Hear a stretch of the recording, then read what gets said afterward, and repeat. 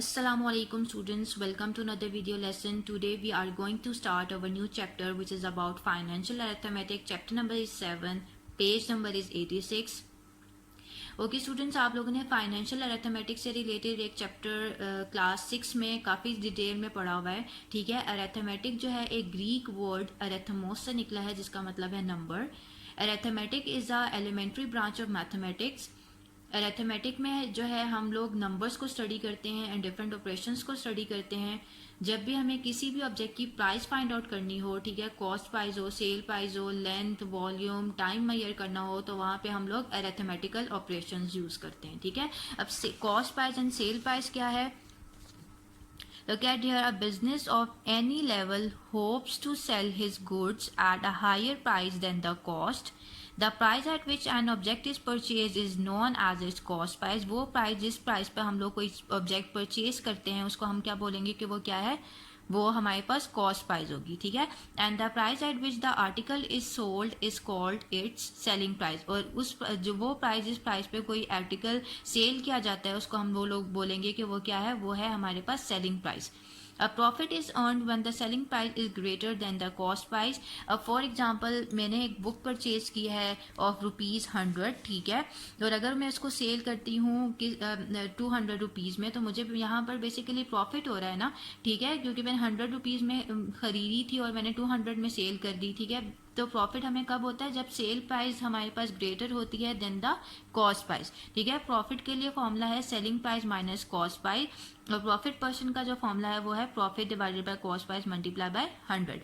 अब लॉस हमें कब होगा? जब हमारे पास कॉस्ट प्राइस जो है ग्रेटर हो जाएगी सेल प्राइस से. ठीक है, okay, here page number is 87. if the cost price is greater than the sale price, अगर cost price हमारे पास greater हो जाती है sale price से, तो वहाँ पे हमें loss होता है. ठीक है, therefore loss is equals to cost price minus selling price. इसलिए cost किसके इक्वल है?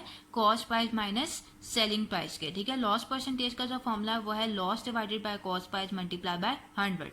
alright, now turn to page number 92, exercise 7A.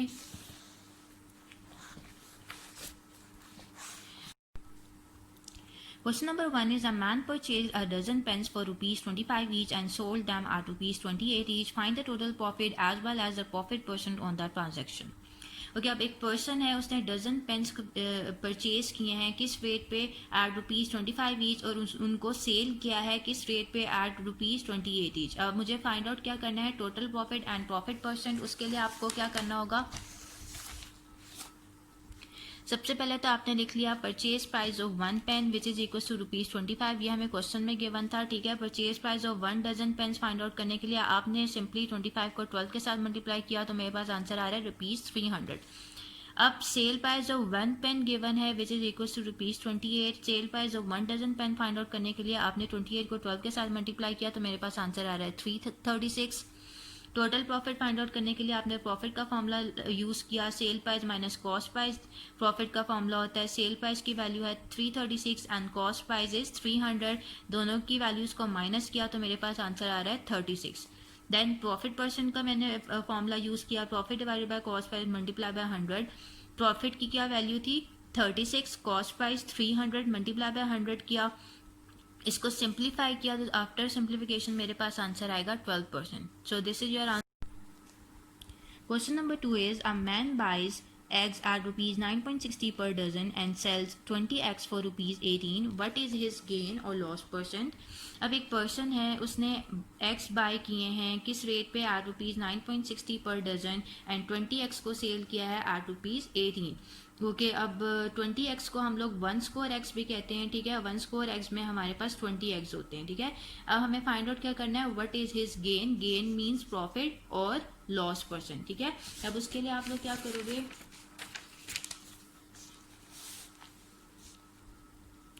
सबसे पहले आपने लिख लिया purchase price of 1 dozen eggs is equal to ₹9.60. ये हमें गिवन है. ठीक है, 1 डजन एग्स की हमें परचेज प्राइस गिवन थी ₹9.60. Purchase price of 1 egg find out करने के लिए आप लोगों ने क्या करना है? 9.60 को डिवाइड कर दिया 12 पे. आपको पता है कि 1 डजन एग्स में हमारे पास 12 एग्स होते हैं. आफ्टर डिवीजन मेरे पास आंसर आएगा 0.8.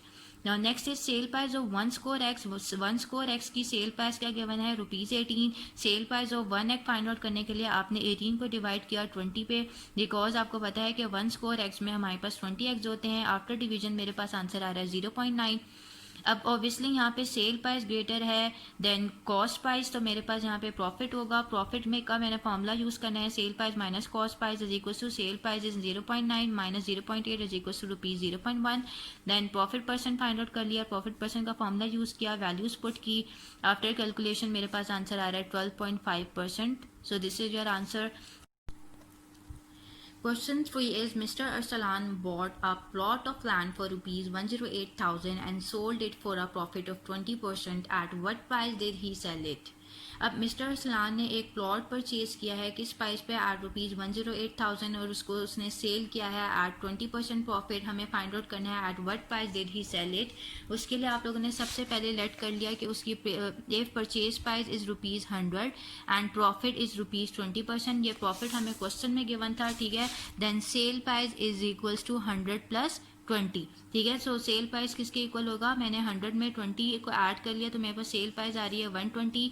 अब मैंने ₹1 पे कितनी सेल प्राइस आती है वो मैंने फाइंड आउट करना है। If purchase price is ₹1 then sale price is equals to, मैंने 120 को डिवाइड किया 100 पर, ठीक है। अब नेक्स्ट है if purchase price is ₹108,000 then sale price is, अब मैंने सिंपली इस वैल्यू को मल्टीप्लाई कर देना है 108,000 से, ये 2 zeros इन 2 zeros से कैंसिल आउट हो जाएंगे। आफ्टर मल्टीप्लिकेशन मेरे पास आंसर आ रहा है ₹1,29,600। सो this is your answer. Alright, now question number 4 is if 11% is lost on books sold at ₹10.68, what was the cost price of the books? At what price should they be sold at to yield a profit of 10%? Okay, अब sale price given है ₹10.68 जिस पर 11% loss हुआ है, ठीक है। हमें cost price find out करनी है बुक्स की, और हमें बताना है कि इन बुक्स को किस प्राइस पर हमें सेल करना पड़ेगा कि हमें 10% का प्रॉफिट हो, ठीक है। उसके लिए आप लोगों को क्या करना है, सबसे पहले लिख लिया if cost price is ₹100, let कर ली कि मैंने कॉस्ट प्राइस क्या है मेरे पास ₹100 एंड लॉस मेरे पास गिवन है 11%, ठीक है। 11% मुझे लॉस गिवन है, ठीक है। सो सेल प्राइस क्या कैसे फाइंड आउट होगी, आप लोगों ने 100 से माइनस कर देना है 11 को। जब प्रॉफिट होता है ना तो आप लोग 100 में ऐड करते हैं प्रॉफिट को, ठीक है। बट जब लॉस होगा तो आपने 100 से माइनस करना होता है लॉस को, ठीक है, सेल प्राइस के लिए। तो 100 - 11 इज इक्वल टू 89 आ रहा है। Now when sale price is ₹89, so cost price is equal to ₹100। अब मेरे पास अगर सेल प्राइस 89 है तो कॉस्ट प्राइस क्या होगी, ₹100। अब now when sale price is ₹1, cost price is equal to, अब मेरे पास जब सेल प्राइस ₹1 होगी, ठीक है, तो मेरे पास कॉस्ट प्राइस किसके इक्वल होगा, 100 डिवाइडेड बाई 89 आप लोग कर देना, ठीक है। Now when sale price is 10.68, cost price कैसे फाइंड आउट होगी, आपने सिंपली इस टर्म को मल्टीप्लाई कर देना है 10.68 के साथ।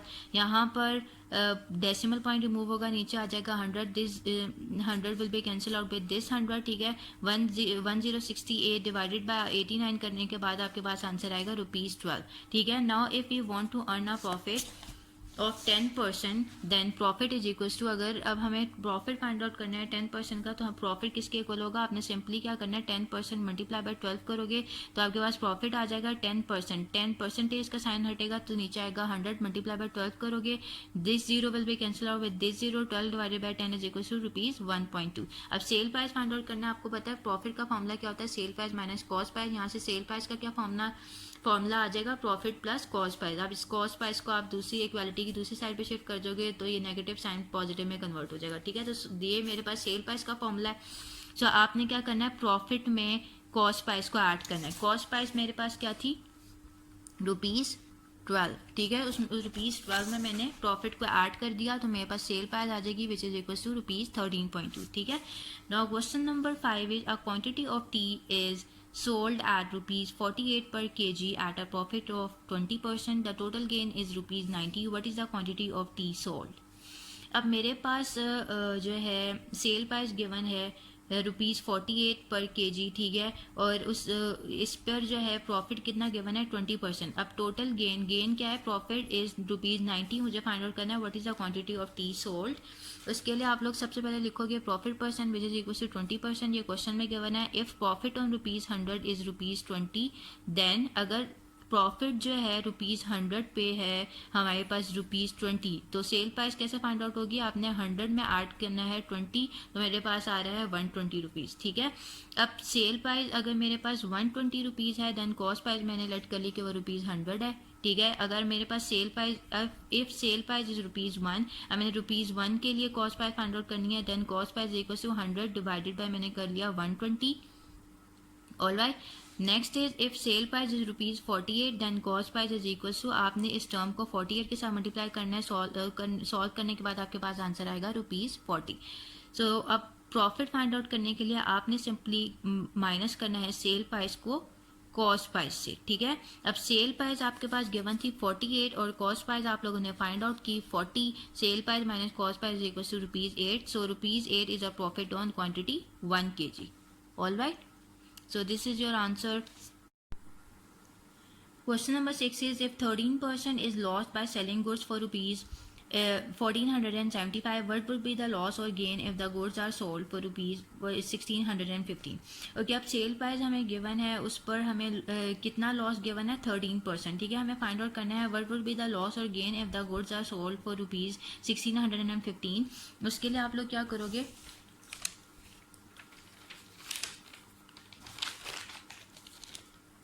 रेट ऑफ लॉस गिवन है which is equal to 13%। If loss on ₹100 is ₹13, then sale price is equal to, आपको पता है कि जब लॉस परसेंटेज गिवन होती है, ठीक है, लॉस हो रहा होता है, तो हम सेल प्राइस में क्या करते हैं 100 माइनस जो भी लॉस परसेंटेज है, ठीक है। 100 माइनस 13 इज इक्वल टू हम लोगों ने किया, तो हमारे पास आंसर है ₹87। इफ सेल प्राइस इज ₹87, अब जो सेल प्राइस हम लोगों ने फाइंड की थी ₹87, उसकी बात हो रही है, ठीक है। If sale price is ₹87, then cost price is ₹100। अगर सेल प्राइस हमारे पास ₹87 है, देन कॉस्ट प्राइस किसके इक्वल होगी ₹100 के। अब हमने ₹1 के पर कितना कॉस्ट प्राइस होगा वो फाइंड आउट करना है। If sale price is ₹1, then cost price equal to 100 divided by आप लोग क्या कर दोगे 87। अब if sale price is ₹1475, then cost price is equal to, आपने इस टर्म को सिंपली मल्टीप्लाई कर देना है 1475 से। आफ्टर मल्टीप्लिकेशन एंड डिवीजन आपके पास आंसर आएगा 1695.40, ठीक है।